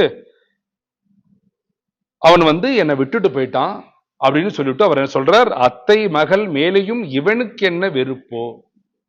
நம்ம தஞ்சாவூர் ஜில்லையில தான் அத்தை பொண்ணையும் மாமா பொண்ணையும் கல்யாணம் பண்ணிக்கக்கூடிய ஒரு சம்பிரதாயம் நம்ம தஞ்சாவூர் ஜில்லால உண்டு. அப்படி இருக்கிறதே இந்த ஊத்துக்காடு வெங்கட கவி தன்னை ஒரு அத்தை மகளாவும் நினைச்சுண்டு கிருஷ்ணனை தன்னுடைய மாமனுடைய குழந்தையாக பார்த்து அத்தை மகள் மேலேயும் இவனுக்கு என்ன வெறுப்போ. அப்பேற்பட்ட இந்த கிருஷ்ணனை நான் எப்ப பார்ப்பேன், இந்த கிருஷ்ணனுக்கு நான் எப்ப கைங்கரியம் பண்ண போறேன், இந்த கிருஷ்ணனோட நான் எப்ப சேருவேன்னு ஆரூடம் ஒன்று சொல்லடி அப்படின்னு அருமையான ஒரு கீர்த்தனை. இப்படி ஆரூடம் கேட்கிறாரு. எதனால ஆரூடம் கேட்கிறார்? கிருஷ்ண பக்தி ஏதாவது ஒண்ணு அவருடைய மனசுல இருந்திருக்கணும். அதனாலதான் ஆரூடம் கேட்க போறார். ஏதாவது நம்ம ஒரு வஸ்துவை தொலைச்சா பிரஷ்னம் கேட்போம், ஜோசியம் கேட்போம், கடைசியாக ஆரூடம் கேட்போம். அப்படி இருக்கிறது இவர் என்ன தொலைச்சார் கிருஷ்ணன்ட்டு பார்த்தா, எப்படித்தான் என் உள்ளம் புகுந்து என்னை அடிமை கொண்டீரோ என் சுவாமி. அவர் என்ன சொல்றார், எப்படிதான் என்னுடைய உள்ளத்துல நீ வந்தேன்னு தெரியலப்பா, என்னை அடிமையா ஆக்கிட்ட. அது மாத்திரம் இல்லாம உன்னை நான் எப்ப பார்ப்பேன்னு ஒரு விரகம் எப்போதும் எனக்குள்ள இருந்துட்டே இருக்கு. அது மாத்திரம் இல்லாம ஒப்புயர் வில்லாத உத்தமனே உலக நடமாடும் வித்தகனே. அவர் ஹரித்ரா நதியில இருந்தாலும் ஊத்துக்காடை விட்டு கொடுத்துடவே மாட்டார். ஊத்துக்காடு கிருஷ்ணன் மாத்திரம்தான் காரிய நடத்தனம் பண்ற கிருஷ்ணன். உலக நடமாடும் வித்தகனே. இப்படி காரிய நடத்தனம் பண்றையே, இப்பேற்பட்ட உன்னுடைய சரணாரவிதத்தை என்னுடைய மனசு பறி போயிடுத்தேடா கிருஷ்ணா. உலகிருந்தவாய் இருந்தபடியோ உரலோடு பிணைந்து இருந்தபடியோ எப்படித்தான் என் உள்ளம் புகுந்து என்னை அடிமை கொண்டீரோ அப்படின்னு இவர் ஒரு புருஷன், அதற்கு மேல நைஷ்டிக பிரம்மச்சாரி. இப்படி இருக்கக்கூடிய ஒரு புருஷன் மதுர பக்தி பண்ண முடியும்னா இவர்கள் எல்லாருமே ஒரு பக்தனை பார்த்து தானே இதே மாதிரி பக்தி பண்ணணும்னு உங்களுக்கு தோணும். நடன கோபால நாயகியோ ஊத்துக்காடு வெங்கட கவியோ இவர்கள் எல்லாரும் ஒரு பக்தைய பார்த்தான்னா அந்த பக்தர் யாருன்னா மீராபாய். வந்தே மோகன மோகினியும் சகச்சரி ஸ்ரீ சம்பவல்லீம் முதா அப்படின்னு மீராவனுடைய தியான ஸ்லோகம். வந்தே மோகன மோகினி, சம்பகவல்லியாக பிறந்த முதல் அவதாரத்துல ராதா மாதவ கேலனாமிருத ரச ஸ்பீதாம்ச பத்மாவதி. இரண்டாவது அவதாரமாக ஜெயதேவர் பத்மாவதியாக அவதாரம் பண்ண லீலா சுகதேவ சித்த குமுத ஜோத்ஸ்னாம்ச சிந்தாமணி சிந்தாமணியாக அவதாரம் பண்ண. அடுத்தது கிருஷ்ண பிரேம திரிணீகிருத திரிபுவனாம் மீராம்ச மத்ஸ்வாமினி. இந்த பக்தி பண்ணது போராதுன்னு திருப்பி மீராபாயா அவதாரம் பண்ணி. எல்லா மகாத்மாக்களுமே மீரா அப்படின்னு சொல்லிட்டா மதுர பக்திக்கு யாருன்னு உதாரணம் எடுக்கணும்னா மீராபாய் தான். ஆசீத் காச்சித் ராஜபுத்ரீ நாம்னா மீரே மீரேதி விஸ்ருதா பால்யா தத்பிரதி கோவிந்தே பிரேம பக்தி சமன்விதா. ஒரு ராஜ்ய குலத்துல பிறந்திருந்தாலும் அவருடைய ஹிருதயத்துல என்ன தோன்றும்னா எப்பொழுதும் நம்ம ஒரு கோபிகை தான். கோபி பாவத்துல தான் பகவானை பார்க்கிறார். சங்கீத சாஸ்திர தத்வஜ்ஞா வீணா வாதன கோவிதா சுந்தரி பிரேம பாவஜ்ஞா நவயௌவன சம்பிரமா. எப்போதும் கிருஷ்ணனுடைய சந்நிதியில உட்கார்ந்துட்டு வீணை வாசிக்கிறது. 4 மகான்கள் வந்தா, 4 பெரியவர்கள் வந்தா அவர்களை கதை சொல்லி கேட்கறது, அவர்கள் பாட சொல்லி கேட்கறது. யாருமே இல்லைன்னா வீணையை மீட்டு பககுங்குரு பககுங்குரு அப்படின்னு சொல்லிட்டு அவரே பாட ஆரம்பிக்கிறா. அவரை ஒரு அருமையான ஒரு கீர்த்தனத்துல சொல்றா, எனக்கு சத்சங்கத்தை வெளியில தேடி போகணுங்கிற அவசியமே இல்லை கிருஷ்ணா. நீ எங்க இருக்கியோ அந்த இடத்துல நான் இருந்துட்டேன்னா அதுதான் சத்சங்கம். நாச்சுங்கி மே நாச்சுங்கி அப்படின்னு அப்பனே மந்திரமே பைட்ட பைட்டக்கரு கீதா பாகவத வாச்சோங்கி. எனக்கு இன்னொருத்தட்ட போய் பேசணுங்கிற அவசியமே இல்லை. எனக்கு யார்கிட்டயாவது பேசணும்னு தோணித்துன்னா ஸ்ரீமத் பாகவதத்தை எடுத்து வச்சுப்பேன். எடுத்து வச்சுட்டு ராஜவுவாச்சா பரீட்சது உவாச்ச சுக உவாச்ச பிரகலாத உவாச்ச துருவ உவாச்சான்னா நான் பிரகலாதனோட பேசிட்டு போறேன், துருவனோட பேசிட்டு போறேன். இன்னொரு மனுஷர்களோட பேசணுங்கிற அவசியமே இல்லை. அப்பனே மந்திரமே பேட்ட பேட்டக்கரு கீதா பாகவத வாச்சுங்கி. அப்படி இருக்கிறதே அப்பேற்பட்ட மீராபாய் இப்படி சின்ன வயசுலேருந்தே பகவானை தான் நான் கல்யாணம் பண்ணிக்க போறேன், பகவானை தான் மாலையிட போறேன் அப்படின்னு கிருஷ்ணகரோ எஜமான் அப்படின்னு ஒரு அருமையான ஒரு கீர்த்தனம். எனக்கு யார வேணாலும் இந்த லோகத்துல யார் வேணாலும் யார வேணாலும் எஜமானன்னு சொல்லட்டும், எனக்கு எஜமானன் நீ மாத்திரம்தான் கிருஷ்ணா, கிருஷ்ணகரோ எஜமான். அப்படி இருக்கிறதே கிருஷ்ணனே அவருடைய கனவுல சொல்ற, உனக்கு கும்பாஜி ராணான்னு ஒரு பையனை பார்த்துருங்க, அவரை நீ கல்யாணம் பண்ணிக்கோங்கிறதே இந்த மீராபாய் சொல்றா. மதுர பக்தி பண்றாரு, அதனால இன்னொரு புருஷனுக்கு கழுத்தை நீட்டலாமான்னா அதற்கு மீராபாய் சொல்றா, நான் எப்போ அவருடையவளா ஆயிட்டேனோ என்னை வச்சுக்கிறதுக்கும் விற்கிறதுக்கும் அவருக்கு எல்லா உரிமையும் உண்டு. என்னை கல்யாணம் பண்ணிக்கோன்னு சொன்னா கல்யாணம் பண்ணிக்காம இருப்பேன். நீ அவனை தான் கல்யாணம் பண்ணிக்கணும்னு கிருஷ்ணன் சொல்லிட்டான்னா அதுதான் கிருஷ்ண சங்கல்பம்னு ஏத்துன்றது அப்படின்னு மதுர பக்தியிலே பராகாஷ்டையில இருந்தவங்கிறது மீராபாய் தான். அப்படி இருக்கிறது இந்த மீராபாய் பக்தி பண்ணிட்டு இருக்கா, கல்யாணமும் பண்ணிக்கிறா. கல்யாணம் பண்ணிட்டு இப்படி பக்தி பண்றதை பார்த்துட்டு இந்த கும்பாஜி ராணா ஒரு அளவுக்கு மேல இந்த கும்பாஜி ராணாக்கே இந்த மீராபாயை பிடிக்காம போறது. மீராபாய்க்கு விஷத்தை கொடுக்கறான். மீராபாய் சொல்றா, நான் விஷம் கொடுத்தாலும் என்னுடைய விஷத்தை முழுக்க இந்த கிரிதாரி எடுத்துட்டானே, ஆனா ஒண்ணு தெரிஞ்சுக்கோ, என்னுடைய விஷத்தை நீ எடுத்துட்ட, என்னுடைய குடும்பம் முழுக்க எனக்கு விஷத்தை கொடுத்தது, அதனால எப்போ இந்த குடும்பத்துக்கு நான் தேவையில்லைன்னு முடிவானதோ இந்த குடும்பமும் எனக்கு தேவையில்லைன்னு சொல்லிட்டு நேரடியாக பிருந்தாவனம் போடுறா. பிருந்தாவனம் போனதுக்கு அப்புறம் எல்லா மகாத்மாக்களும் பேசுற, மீராபாயின்னு ஒரு பெரிய பாகவதோத்தம பிறந்திருக்கா. அவ வந்தாதான் துவாரகாதீசனுடைய கதவுகள் திறக்கும். துவாரகம் கதவு மூடின்னு இருக்கு. மீராபாயின்னு ஒரு பெரிய பாகவதோத்தம வரப்போறா. அவ பாடினாதான் அந்த துவாரகாதீசனுடைய கதவுகள் திறக்கும். அது வரைக்கும் இந்த கோவில் மூடிதான் இருக்கும்னு கர்ணாகர்ணிக்கையாக எல்லா பெரியவர்களும் சொல்றா. உடனே ரூப கோஸ்வாமிங்கிற ஒரு பெரிய மகாத்மா, மீரா அந்த ஒருவேளை நீதான் அந்த மீராபாயா இருக்கலாம், நீ உடனடியாக துவாரகா கிளம்பி போன்னு ரூப கோஸ்வாமி சொன்ன உடனே நீ மீராபாய் என்ன பண்றா, துவாரகைக்கும் போறா. துவாரகைக்கு போனா கிருஷ்ணனை குறிச்சு பாடுறா. ஒரு கிருஷ்ணனை குறிச்சு பாடின உடனேவே கதவுகள் தானாக திறக்கிறது. திறந்த உடனே என்ன ஆகுதுன்னா வந்து விலோக்கிய பிராணகாந்தம் சா பரம பிரேம மோகிதா தாவாலிங்கனம் கர்த்தும் அந்த மந்திரே மேவகி. இப்படி வந்து கிருஷ்ணனை பார்த்த உடனே அவர்கள் வாக்குல தானாக வந்து கானம் ஏற்படுறது, அப்படி கத்கதம் ஏற்படுறது. கத்கதம் ஏற்பட்ட உடனே என்ன ஆச்சுன்னா வந்து அந்தர்ததேததாமீரா கிருஷ்ணாலிங்கன தத்பரா. பகவான கட்டிக்கணுங்கிற ஆசை வருது இந்த மீராபாய்.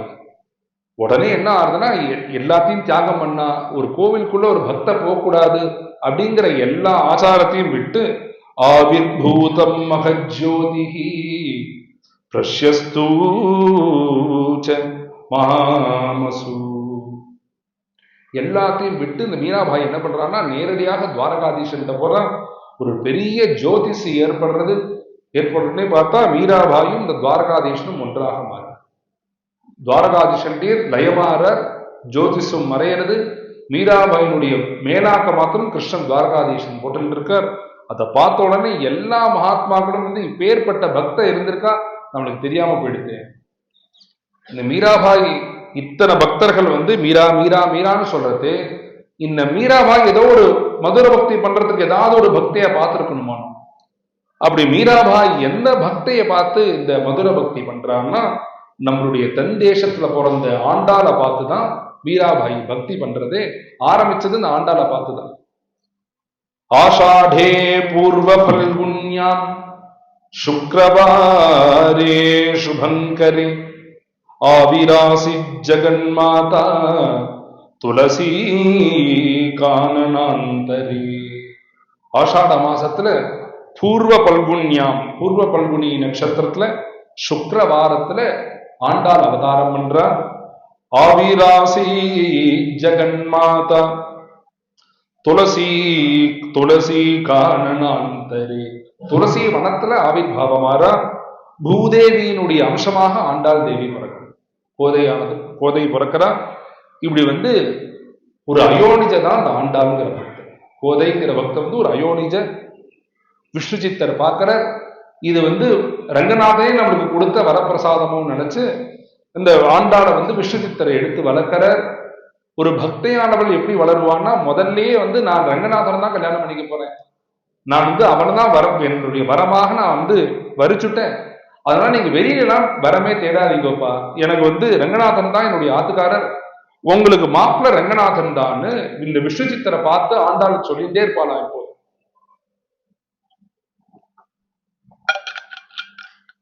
இந்த விஷ்ணு சித்தருக்கு இதெல்லாம் கேட்கறதே ஆனந்தமாக இருந்தாலும் இந்த லோகமானது அங்கீகரிக்கணுமே. ஒரு மனுஷன் எப்படி வந்து பகவானை வந்து கல்யாணம் பண்ணிக்க முடியும்? இப்படி வந்து ஒருவேளை இவ அபச்சாரம் பண்றாளோ அப்படிங்கிற ஒரு சம்சயமே ஏற்பட்டு கொதை இது மாதிரி நீ வந்து பகவானை நீ கல்யாணம் பண்ணிக்க போறங்கிறியே, நம்மளுக்கெல்லாம் பாஞ்ச பௌத்திகமான சரீரம், பகவான் வந்து இந்த பாஞ்ச பௌத்திகத்தை தாண்டினவன் தான் பகவான்கிறவர், அவரை கல்யாணம் பண்ணிக்கணும்னு நீ சொல்றதே வந்து ஒரு அபச்சாரமா போயிடுமோன்னு தோன்றது அப்படின்னு எனக்கு தோன்றதுமா மீரா, எப்படி தோன்றதுமா கோதைன்னு சொன்ன உடனே அதை கேட்ட உடனே மூர்ச்சியாகி கீழே விழுறா கோதை. ஒருவேளை நம்ம தப்பா சொல்லிட்டோமோ, இவ வந்து உண்மையாகவே ஜெகன்மாதாவினுடைய சுரூபமோ இந்த பூதேவியினுடைய சுரூபமோன்னு விஷ்ணு சித்தருக்கு தோன்றி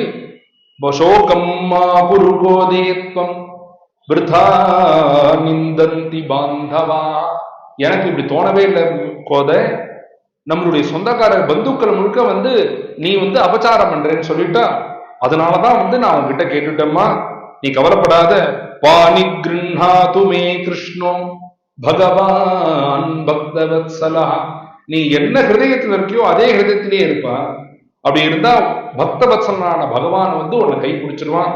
எப்படி தெரியுமா பிடிப்பான்?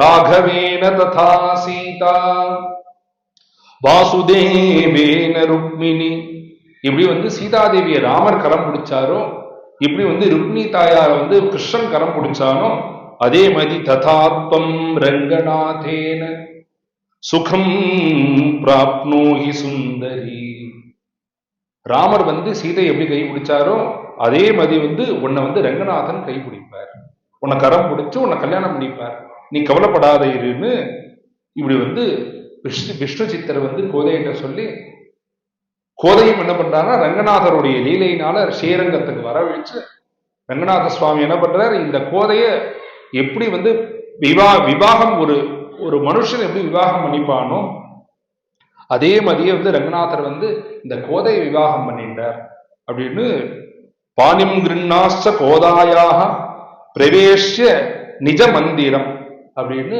ரங்கநாதருடைய கோவிலுக்கு ஆண்டாள் அழிச்சுன்னு வந்தார். கோதையை அழிச்சுன்னு வருது மாத்திரம் இல்லாம அதற்கு கோதையை அழிச்சுன்னு வரதவே ரங்கநாதர் சொல்றாராம், இதுக்கு சப்தபதி லாஜகோம் எல்லாத்தையும் பண்ணிட்டு தான் நான் கோதையை அழிச்சுன்னு வருவேன் இந்த கோவிலுக்கு அப்படின்னு ரங்கநாதர் சொல்லி, இப்படி கோதையானவள் ஸ்ரீரங்கத்துக்கு வரா, கோவிலுக்கும் வரா. கோவிலுக்கு வந்ததுக்கு அப்புறம் பார்த்தா இந்த கோதை உடம்பு அவருடைய சரீரமானது மறையிறது.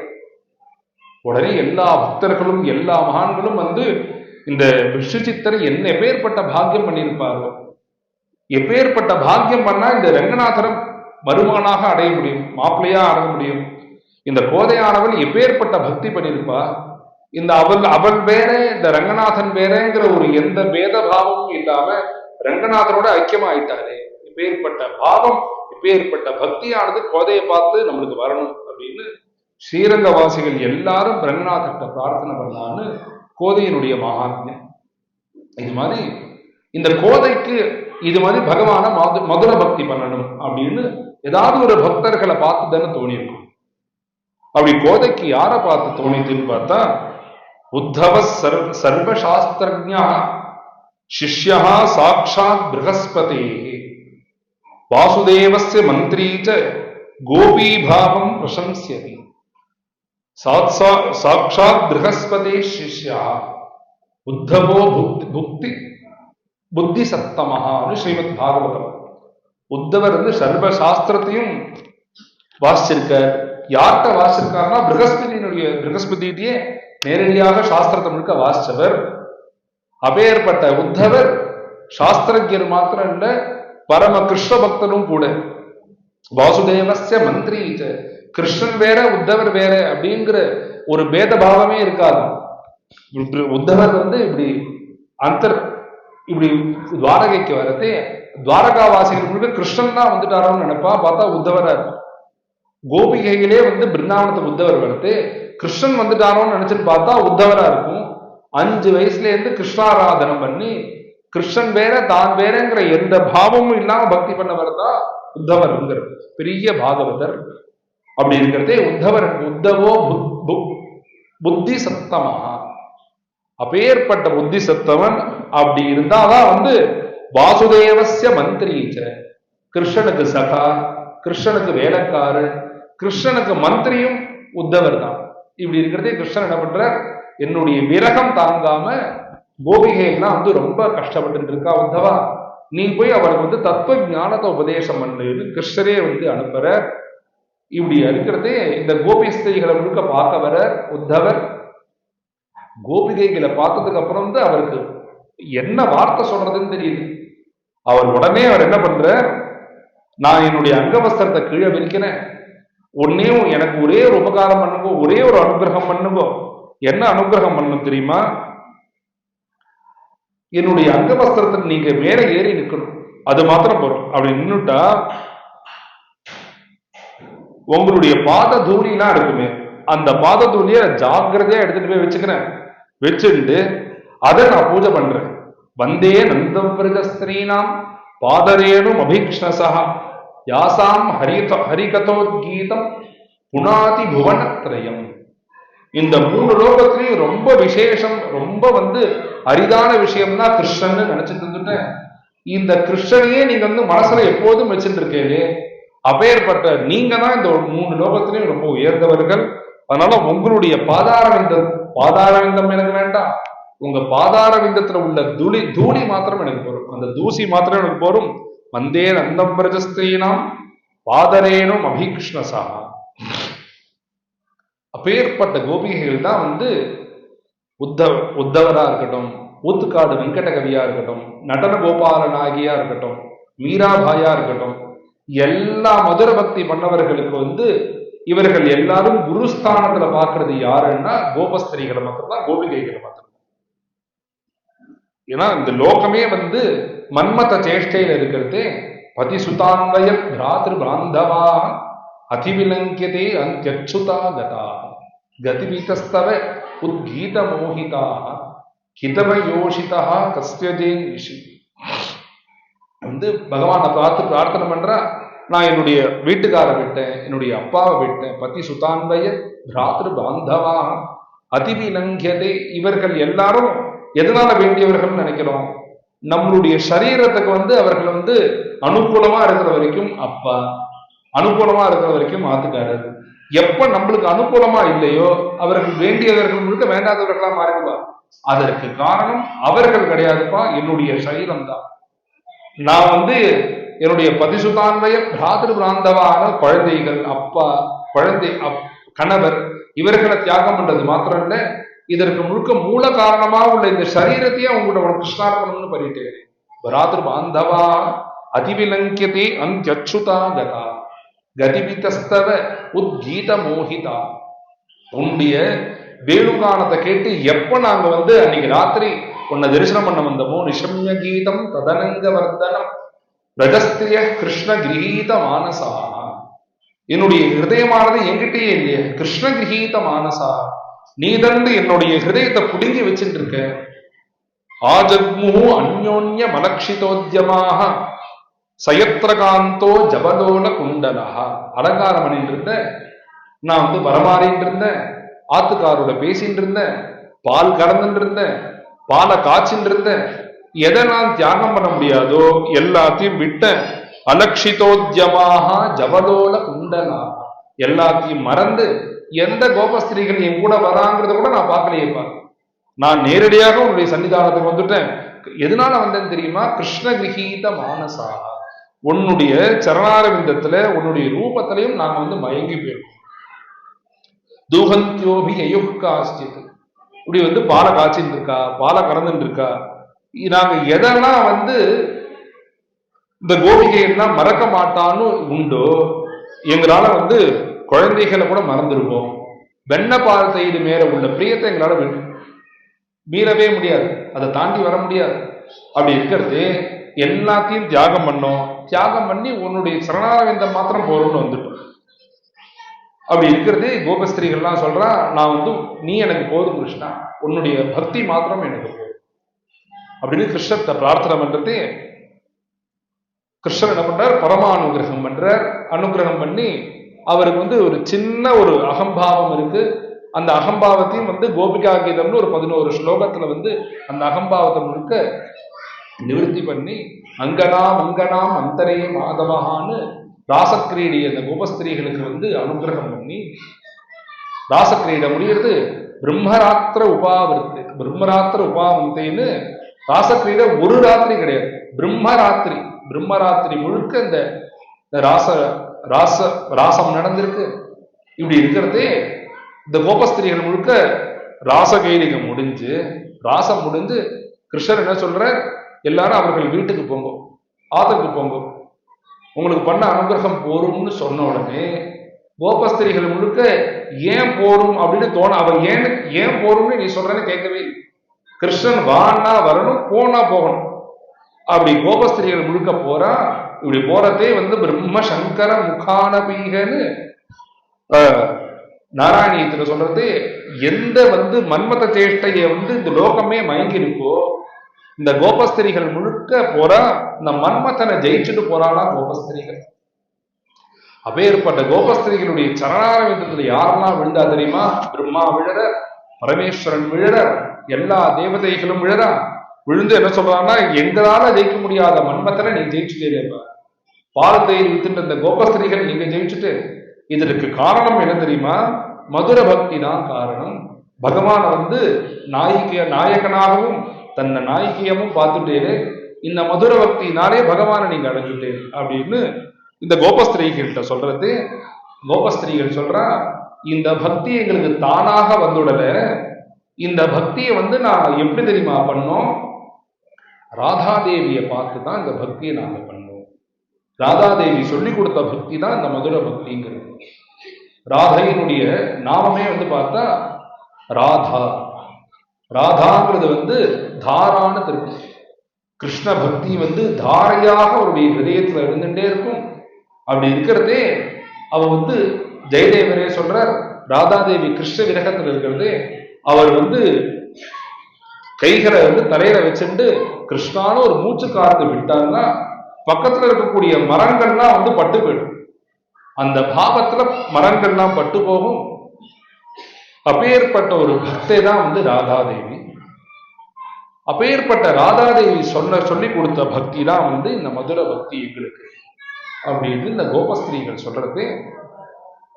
இந்த ராதாதேவி தான் இந்த மதுர பக்திக்கு பராகாஷ்டைங்கிறது நமக்கு தெரியுது. இந்த ராதாதேவி என்ன பண்றா? பகவான பக்தி பண்றா. பகவான பக்தி பண்றது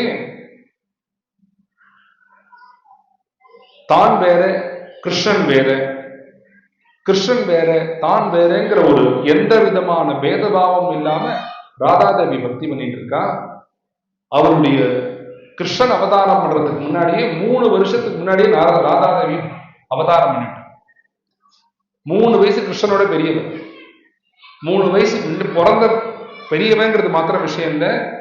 என்னைக்கு அவதாரம் ஆச்சோ ராதாதேவி அன்னைக்கு கண்களை மூடிண்டா ராதா. கண்களை மூடிண்டு 3 வருஷ காலங்கள் கண்களை திறக்கவே இருக்கு. கண்களை திறக்காம கண் மூடினபடியே இருக்கு. அந்த சமயத்துல நந்தகோபருக்கு குழந்தை பிறந்திருக்கு, புள்ள குழந்தை பிறந்திருக்கான்னு உடனே விஷமானுகோபன் ராதாதேவி அழிச்சுன்னு இந்த கிருஷ்ணனை காமிப்போம்னு அழிச்சுன்னு வந்தா.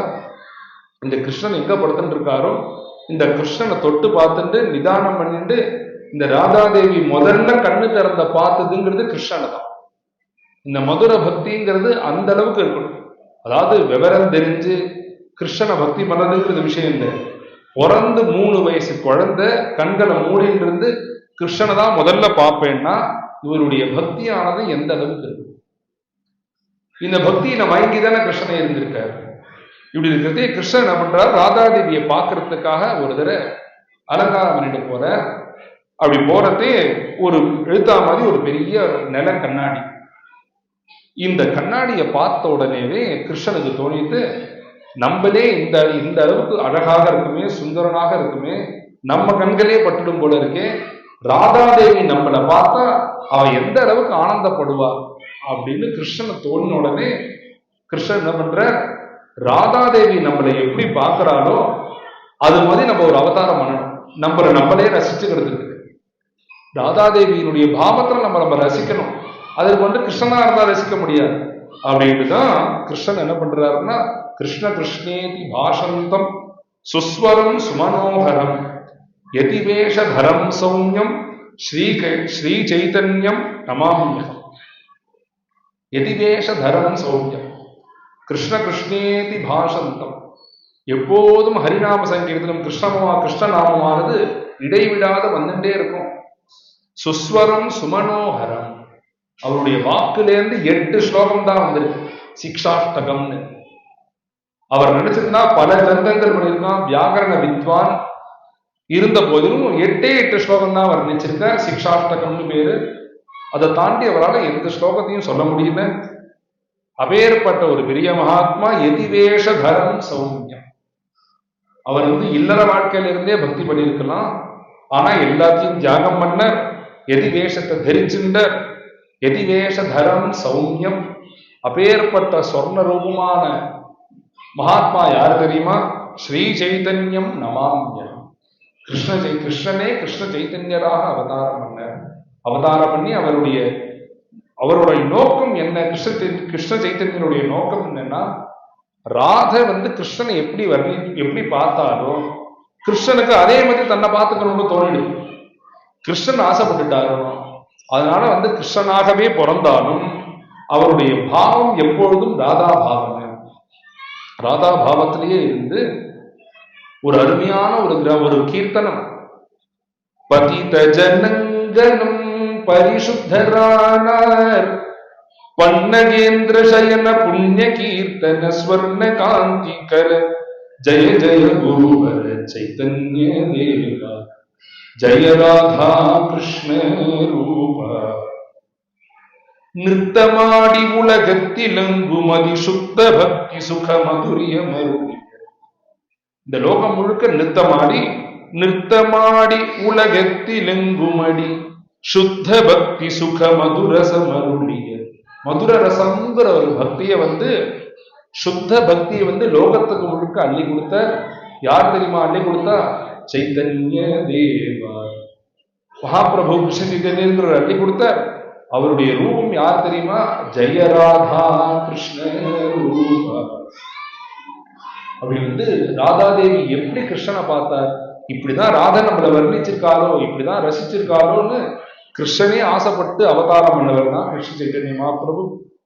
ஹா கிருஷ்ண கருணா சிந்தோ குவாசி குவாசி மகாபுஜ பிராணவல்லப கோவிந்தா ஆஹா ராதா மனோகரா ஆகச்ச சீக்கிரம் கோபால விஹரேன துனோம்யகம் பக்தவாத்சல்ய கோவிந்த தீனம் மாம் கிமுபேக்ஷசே. நான் உனக்கு இடைவிடாத நான் அலறிண்டே இருக்கேன் கிருஷ்ணா கிருஷ்ணான்னு. என்னுடைய மூச்சு காத்த பட்டு என் பக்கத்துல இருக்கிறவங்கலாம் பார்த்தா உனக்கு ஜுரமானு கேட்கிறா, இதான் விஷ காய்ச்சலான்னு கேட்கிறா. இப்பேற்பட்ட ஜுரம் எனக்கு என்ன தெரியுமா? ஜுரம் தெரியுமா? உன்னை பார்க்க முடியாத ஜுரம் தான்ப்பா கிருஷ்ணா. உன்னுடைய விரகங்கிற ஜுரம் தான் என்னை ரொம்ப பாதிக்கிறது. ஹாஹா ஹா கிருஷ்ண கருணா சிந்தோ குவாசி குவாசி மகாபுஜ பிராணவல்லபா. என்னுடைய பிராணகாந்தனே நீதானப்பா கிருஷ்ணா. ஆஹா ராதா மனோகரா, என்ன சீக்கிரம் அழிச்சுன்னு போயிடுப்பா.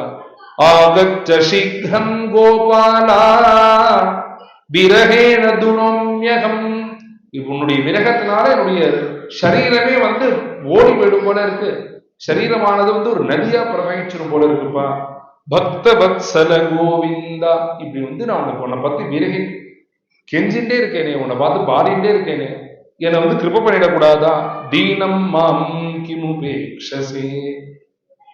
இப்படி மகாபிரபு அவர்களுடைய அவதாரமே கிருஷ்ணன் ராதாதேவியினுடைய விரகத்தை அனுபவிக்கிறதுக்காக, ராதா பாவத்துல நம்மளே அனுபவிச்சுக்கணும்னு கிருஷ்ணன் தானாக எடுத்த இந்த அவதாரம் தான் கிருஷ்ண சைதன்ய மகாபிரபு.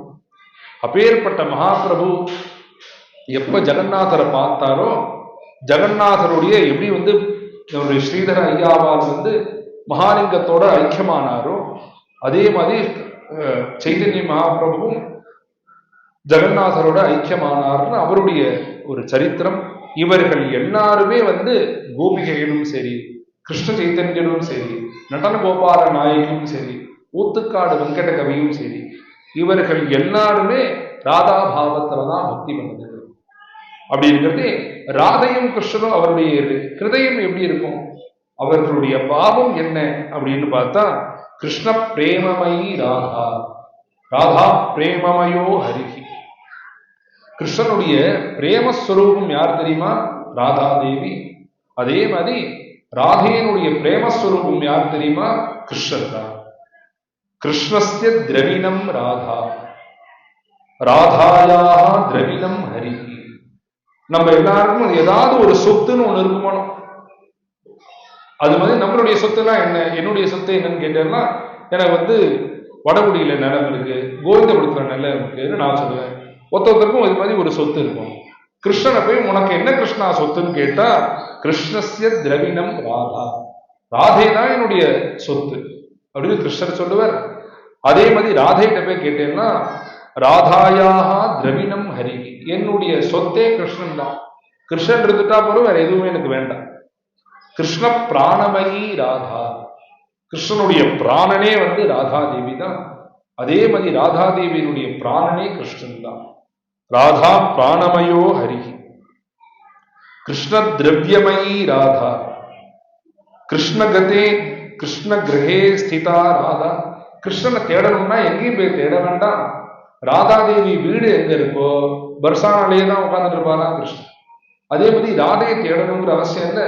ஒருவேளை கிருஷ்ணன் வர மறந்துட்டான்னா ராதாதேவி நேரடியாக நந்தகோபுடைய கிரகத்துக்கு வந்து கிருஷ்ணனுடைய இருப்பார். நீலாம்பரதரா ராதா திவ்ய பீதாம்பரதரோ ஹரி. நீலாம்பர ஒரு நீல பட்டாடைய வந்து ராதாதேவி கட்டின்னு இருப்பா. திவ்ய பீதாம்பரதரோ ஹரி, பீதாம்பரத்தை வந்து கிருஷ்ணர் கட்டின்னு இருப்பார். பிருந்தாவனேஸ்வரி ராதா கிருஷ்ணோ பிருந்தாவனேஸ்வரா. இந்த பிருந்தாவனத்துக்கு வந்து ஈஸ்வரியே ராதாதேவி தான். அதே மாதிரி வந்து பிருந்தாவனத்துக்கு ஈஸ்வரங்கிறவர் கிருஷ்ணர் தான்.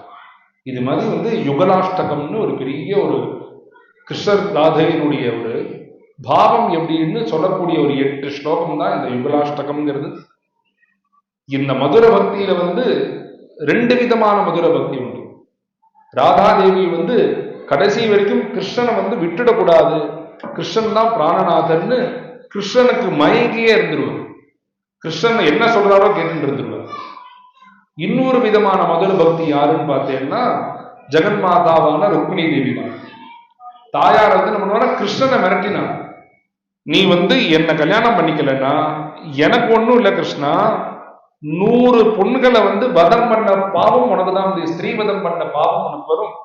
ஏன்னா வந்து இந்த ஜென்மால உனக்கு நான் தான் முடிவு பண்ணிட்டேன், எனக்கு நீ தான் முடிவு பண்ணிட்டேன். இப்படி இருக்கிறதே என்னை சிசுபாலன் வந்து கை பிடிச்சிடக்கூடாது அப்படின்னு சொல்லிட்டு ருக்மிணி தேவியும் ஒரு மதுர பக்தி தான். அதனால எல்லா பக்தர்களும் சரி இந்த மதுர பக்தியை மாத்திரமே ரொம்ப உத்கிருஷ்டமாக சொல்ற. அதற்கு வந்து உதாரணம் நம்ம எடுத்துட்டோம்னா வந்து ராதாதேவியும் ருக்மிணி தேவியும் தான்.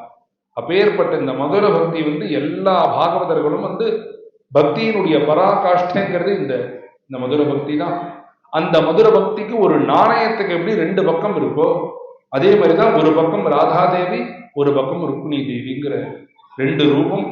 அப்பேற்பட்ட மதுர பக்தியை வந்து எந்த அளவுக்கு என்னால சொல்ல முடிஞ்சதுங்கிறது தெரியல, மனசுல வாங்கின்ற அளவுக்கு ஏதோ சொல்ல முயற்சி பண்ண. அப்பேற்பட்ட ஒரு பெரிய பாக்கியத்தை கொடுத்த நம்முடைய வாராஜி பட்டருக்கு ஒரு பெரிய கிருதஜ்ஞதையை தெரிவிச்சுட்டு கதையை பூர்த்தி பண்ணிக்கிறோம். போல பிருந்தாவன விஹாரி லாலிகி ஜெய் ராதா ராணிகி. போலா குண்டலீக வரதா ஜெய் ருக்மிணி மாதா கி.